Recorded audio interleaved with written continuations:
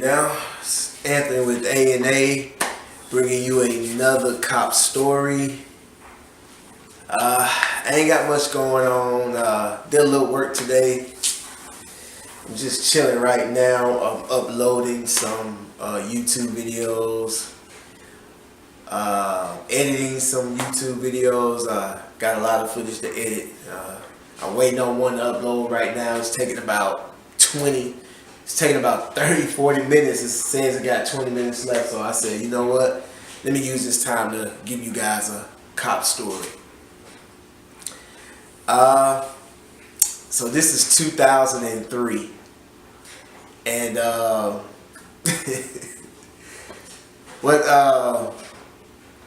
what made me think of this story is earlier today I was at the house that I grew up at, and I was doing some work there, and an old cop buddy of mine called me, and I told him that I'm doing this YouTube thing, that my business is growing, my YouTube is growing. I said I've been telling cop stories, and instantly I thought of a cop story right there, and we talked about it. We just started laughing. Okay, 2003. I'm still FTO program, and I'm working the day shift, 2 p.m. to 10 p.m. at night. And my usual FTO had drill. He was in the military, and so they put me with another officer, and I'm in the car with him, and he's driving, and he's on the phone and cussing and eating, and just, I'm like, man, this man is all over the place, So we get a call about some stolen dogs, and so we go to the house, and the lady tell us, someone stole my dog, and I drove past this house down the street, and I think I saw my dog over there. So it was like, okay. I said, well, let's go over there and take a look at it. So we drive over there to the house where the suspected stolen dog was supposed to be located, and we get there. It's two boys sitting on the porch.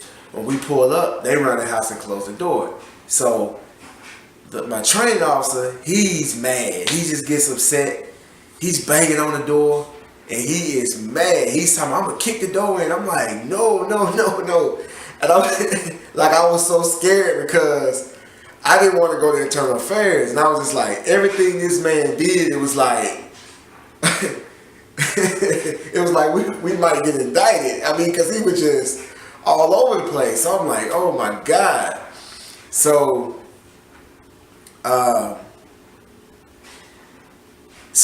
while we're still knocking on the door trying to get the guys to come to the door, this lady pulls up, and she was like, what the police doing outside my house? And my training officer was like, ma'am, we got a call about some stolen dogs, and we got a lady saying that she think that the dog is here. And the mother was like, I think this was the mother. And she comes up, and she was like, yeah, well, we got a dog, but it's another dog that been here. I never seen that dog before. I don't know where that dog came from. So I'm like, okay, so we thinking this might be where the dog is.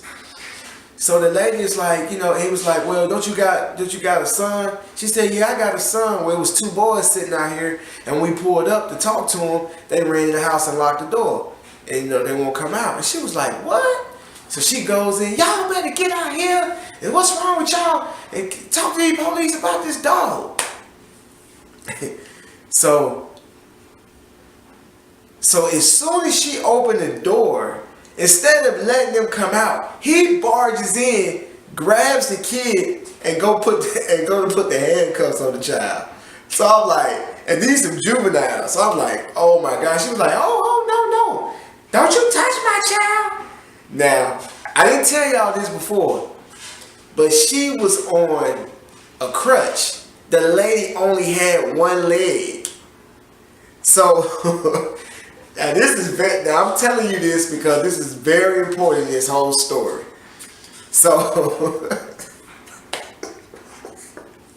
so when he grabbed the son to put the handcuffs on, the lady with the one leg, the mother, grabs the officer. And so he looks at her, and he had this gone look in his eyes, like he was about to snap. And I already can see what just looking at his eyes, I can already see what he was thinking. He was about to grab this lady and slam her. And the lady only had one leg. I'm like, no. So I grabbed him. I said, don't do it. And so he looks at me, and he's pissed. So come to find out, the lady the lady who initially called us comes over there, and she was like, oh, that's not my dog.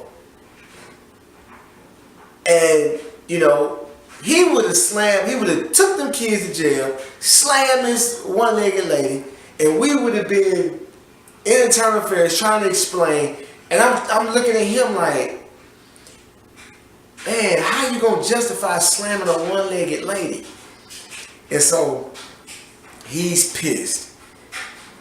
And at first I was driving. He said, no, you not driving, I'm driving. You get in the passenger seat, don't touch nothing. So I get in the passenger seat, he drives off, and he was like, don't you ever in your life touch me when I'm dealing with a suspect.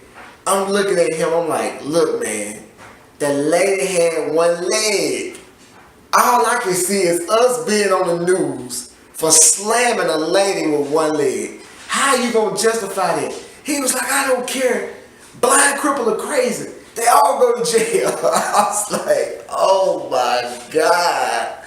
I was like, look, man, I couldn't wait to get out the car with this guy, man, because I just knew we was gonna get indicted. But that's all that happened, Good thing nothing happened. He didn't slam the lady. But if I hadn't stopped him, he would have slammed this one-legged lady, man. And come to find out that the dog wasn't even the dog in question. So that's all I got for you guys. I'll see you guys in the future.